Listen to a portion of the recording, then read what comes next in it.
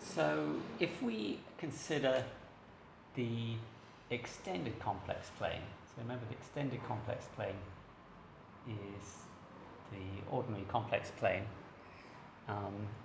plus what's called the point at infinity. So remember the point at infinity sort of represents infinity times e to the I theta, where theta can be anything. Okay. So we now include infinity. We can, in the extended complex plane, we can actually treat infinity just like any other point, which means that we can talk about having a zero at infinity or some sort of singularity at infinity.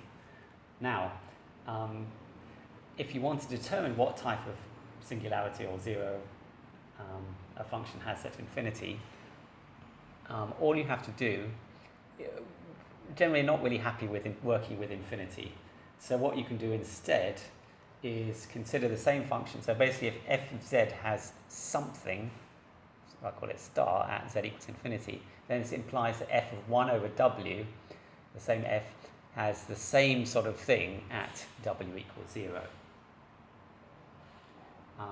So as an example,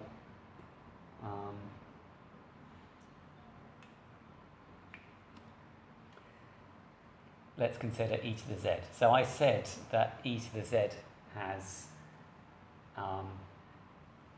no singularities. It has no singularities in the complex plane, C, but it does have a singularity at infinity. Okay, and to work out what the singularity is at infinity, we instead consider what happens to e to the 1 over w at w equals 0. And we've already seen that e to the 1 over w has an essential singularity at w equals 0, which means that e to the z has an essential singularity at infinity. In fact, all functions except the constant function have a singularity somewhere in the extended complex plane. So that's a general result. So except for the boring constant functions,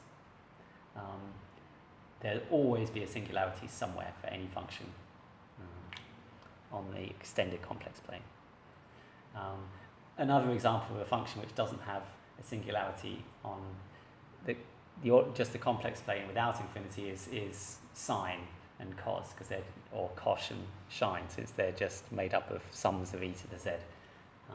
But they all have essential singularities at infinity.